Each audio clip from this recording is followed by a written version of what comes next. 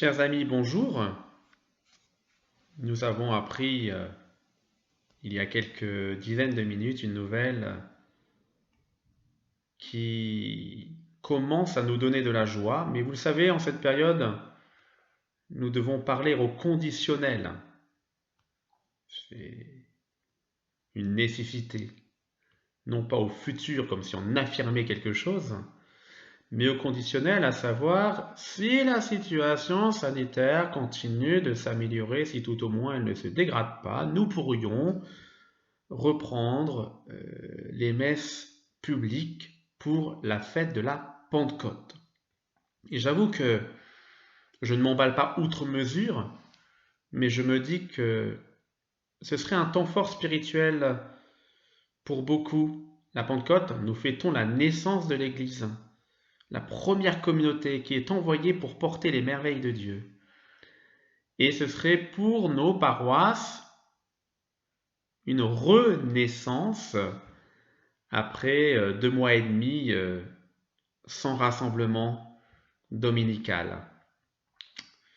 Alors, mais ça c'est pas au conditionnel, cela nous invite à continuer d'entrer vraiment dans la parole de Dieu et dans les livres des Actes des Apôtres. Euh, le pape François parle de ce livre en disant que c'est le voyage de l'évangile dans le monde. Le voyage de l'évangile dans le monde. Alors on est confiné chez nous, mais grâce aux actes des apôtres, nous voyageons et nous voyons la parole de Dieu continuer de se propager, à plus long terme heureusement que le virus, mais aussi nous y voyons les premières communautés et les questions qui se posent dans ces communautés.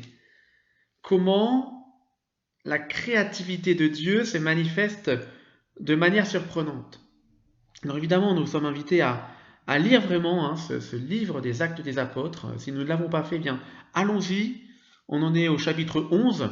Bien, reprenez les 10 premiers chapitres. Et puis, si vous voulez un document qui vous permette de poursuivre notre familiarité, notre connaissance de ce beau livre des Actes des Apôtres, je vais vous mettre en lien toutes les catéchèses du pape François sur le livre des Actes des Apôtres, catéchèse qu'il a donné l'année dernière 2019, au début de cette année 2020, tous les mercredis depuis au moins depuis Paul VI, le pape donne un enseignement, une catéchèse. Voilà, le pape François a pris des thèmes fondamentaux, la prière du Notre Père, l'Eucharistie, il a parlé également de l'Église, il a parlé des 7 sacrements, il a parlé des 10 commandements.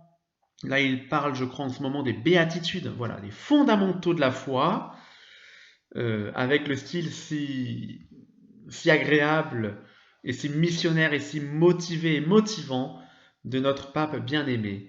Bien voilà, vous pourrez reprendre chacun des chapitres avec cette catéchèse du pape François qui nous permet de, oui, vraiment, d'être familier de la parole de Dieu et de ce livre vraiment passionnant que ce livre des Actes des Apôtres. Et le chapitre 10 et le chapitre 11 sont aussi de très beaux chapitres parce que Pierre eh bien, est parti porter la bonne nouvelle. Et justement, l'une des grandes questions, l'une des grandes tensions à l'époque dans ces premières communautés, c'est est-ce que cette parole de Dieu, est-ce que l'Église ne concerne que les juifs convertis au catholicisme, au christianisme, ou est-ce qu'elle ne concerne pas plus de monde, en particulier ici les païens? Et donc, les premiers chrétiens, dans les premiers temps, s'appuyaient pas mal quand même sur la coutume juive. Et notamment, on ne mange pas n'importe quoi. Hein. On ne peut pas manger des viandes que les juifs qualifiaient de viandes impures ou interdites. Et voilà que Pierre a un songe, et ce songe, c'est Dieu qui lui présente un aliment interdit ou impur. Et Pierre se débat, hein. Pierre dit non, non, non, non, non, non, Seigneur, Jamais aucun aliment interdit ou impur n'est entré dans ma bouche et c'est pas le moment de me faire changer mes habitudes et mes coutumes. Et la voix répond, ce que Dieu a déclaré pur, toi ne le déclare pas interdit. Voilà, c'est donc pour Pierre, pour les premiers chrétiens, l'occasion d'ouvrir un petit peu leur cœur. Et ensuite, l'Esprit envoie Pierre à Césarée chez le centurion Corneille. Et l'Esprit Saint descend sur cette famille païenne. Et là aussi, bien sûr, Pierre est étonné, déconcerté, mais reconnaît que Dieu fait à cette famille, à Corneille et aux siens, le même don qu'au peuple converti, aux Juifs convertis, parce qu'ils ont cru au Seigneur Jésus-Christ. Et Pierre se dit, mais moi, qui suis-je pour empêcher l'action de Dieu? Et Pierre doit se justifier lorsqu'il revient à Jérusalem, parce que ceux qui étaient juifs d'origine le prennent à partie en disant, mais comment tu es entré chez les hommes qui ne sont pas circoncis et tu as mangé avec eux? Ah, on retrouve les mêmes scandales qu'à l'époque de Jésus-Christ. Comment? Tu fréquentes n'importe qui. Et, et Pierre se justifie, habité par l'Esprit Saint. Voilà, Dieu, en Jésus-Christ, se révèle à tous et ne choisit pas les personnes à qui il se révèle. Et Pierre, heureusement, eh bien, est plutôt pédagogue et du coup, les Juifs non seulement se calment et ils rendent gloire à Dieu en disant ainsi donc, même aux nations, Dieu a donné la conversion qui fait entrer dans la vie. Et le pape François, dans cette catéchèse au sujet de ce chapitre 10 et 11 des Actes des Apôtres, nous dit nous apprenons qu'un évangélisateur ne peut pas être un obstacle à l'œuvre créatrice de Dieu, qui veut que tous les hommes soient sauvés, mais quelqu'un qui favorise la rencontre des cœurs avec le Seigneur. Et nous, comment nous comportons-nous avec nos frères, en particulier avec ceux qui ne sont pas chrétiens? Sommes-nous un obstacle à la rencontre avec Dieu? Faisons-nous obstacle à leur rencontre avec le Père ou la facilitons-nous? Eh bien voilà quelques bonnes questions à nous poser et puis demandons pour nous et pour chacun et pour tout le monde la grâce de nous laisser étonner par les surprises de Dieu, de ne pas faire obstacle à sa créativité mais de reconnaître et favoriser les voies toujours nouvelles à travers lesquelles le ressuscité diffuse son esprit dans le monde et attire les cœurs en le faisant connaître comme le Seigneur de tous. Oui, notre Dieu est le Seigneur de tous. Et je crois que trop souvent, nous entendons dire ou nous le disons, peut-être nous-mêmes, ah, telle famille, vous savez, ils sont loin de l'église. En gros, c'est un cas désespéré, quoi. Eh bien, rien qu'en disant cela, nous avons un regard qui ne permet pas au Seigneur d'agir à travers nous. Et nous faisons obstacle à la rencontre entre eux et Dieu. Parce qu'une fois encore, et le livre des Actes des Apôtres nous le montre clairement, aucune situation n'est désespérée. Regardons Saint Paul, c'est un cas suffisamment lourd, j'ai envie de dire.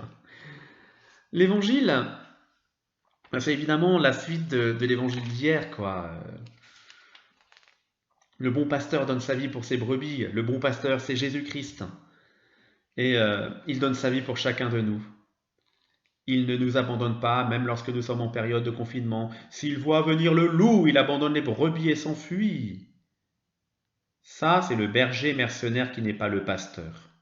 Mais le bon berger, lui, connaît ses brebis le connaissent, et ces brebis ne peuvent pas avoir peur. Elles sont en confiance. Et elles sont familières, justement, c'est ce que je disais tout à l'heure, familières de la parole de Dieu. Dieu donne sa vie pour nous conduire vers les verts pâturages. C'est le psaume 22 que nous avons écouté hier.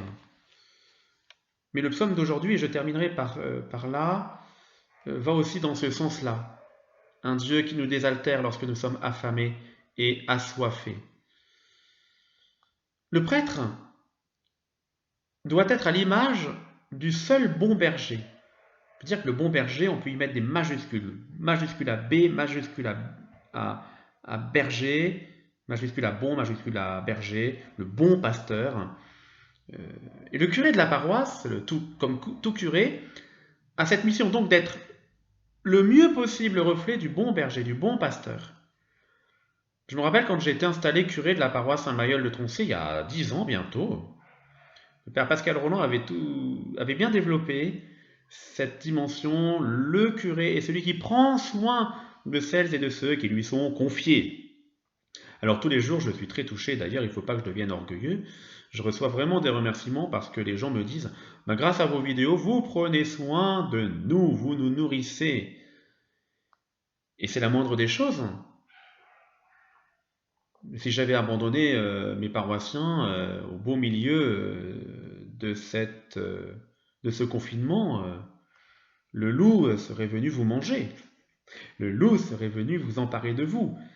Et peut-être que le loup serait venu disperser la communauté, qui d'habitude est appelée à se rassembler.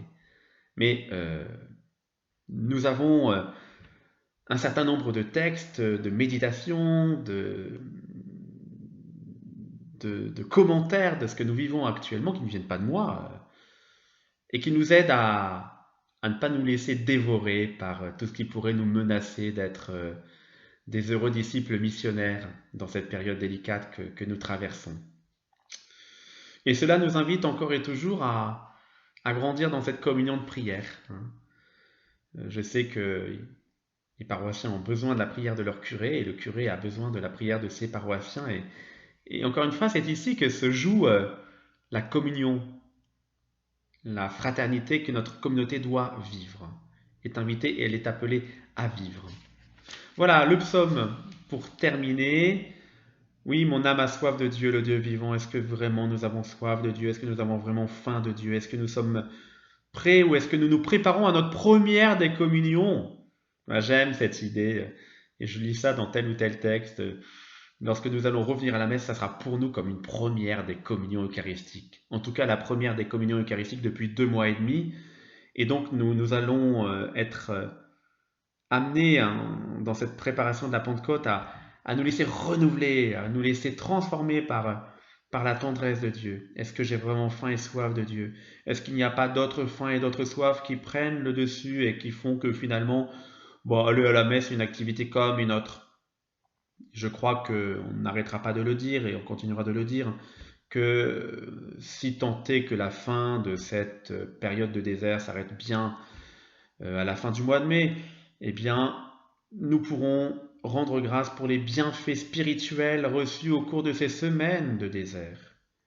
Nous sommes toujours accompagnés par le Seigneur. Souvenons-nous, le début du carême, c'est l'Esprit Saint qui nous envoie au désert avec le Christ. Et c'est cela qui nous permet de tenir aussi le mieux possible. Alors, voilà, méditons ensemble ce psaume. Comme un cerf altéré cherche l'eau vive, ainsi mon âme te cherche, toi, mon Dieu. Mon âme a soif de Dieu, le Dieu vivant. Quand pourrais-je m'avancer par être face à Dieu? Envoie ta lumière et ta vérité, qu'elle guide mes pas, et me conduise à ta montagne jusqu'en ta demeure. J'avancerai jusqu'à l'autel de Dieu, vers Dieu qui est toute ma joie, je te rendrai grâce. Avec ma harpe. Dieu, mon Dieu. Et bien que le Seigneur nous garde dans sa paix, dans sa tendresse, au nom du Père et du Fils et du Saint-Esprit. Amen. Et bonne soirée.